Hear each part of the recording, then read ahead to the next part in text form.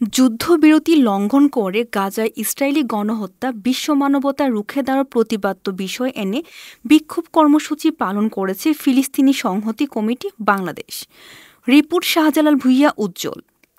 আজ বৃহস্পতিবার সকালে জাতীয় প্রেসক্লাবের সামনে এই বিক্ষোভ কর্মসূচি অনুষ্ঠিত হয়। এই সময় বক্তারা বলেন, যেখানে বিশ্ব মানবতা ভুলণ্ঠিত, মানুষ যেখানে থাকবে না সেখানে রিসোর্ট দিয়ে কী হবে? গাজার প্রতি ট্রাম্পের আগ্রাসন বন্ধ করতে হবে।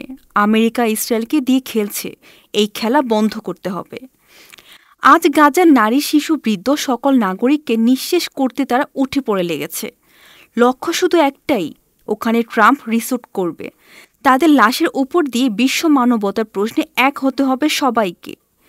একযুগে আন্দোলন করতে হবে, যুদ্ধ থামাতে হবে, ফিলিস্তিনকে রক্ষা করতে হবে, মানুষের নিরাপত্তা দিতে হবে।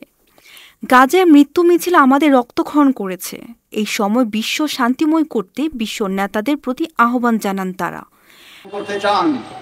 ফলে আমাদের দেশকে নিয়ে সাম্রাজ্যবাদের যে পরিকল্পনা, সেই পরিকল্পনা আর ফিলিস্তিনি জনগণের পক্ষে দাঁড়ানোর যে সংগ্রাম, এই উভয় সংগ্রাম এক।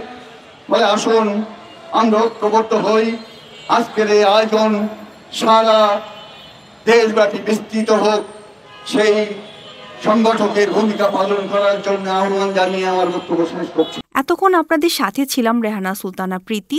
পরবর্তী নিউজ আপডেট পেতে চোখ রাখুন news24bd.net এর ফেসবুক পেজ এবং ইউটিউব চ্যানেলে।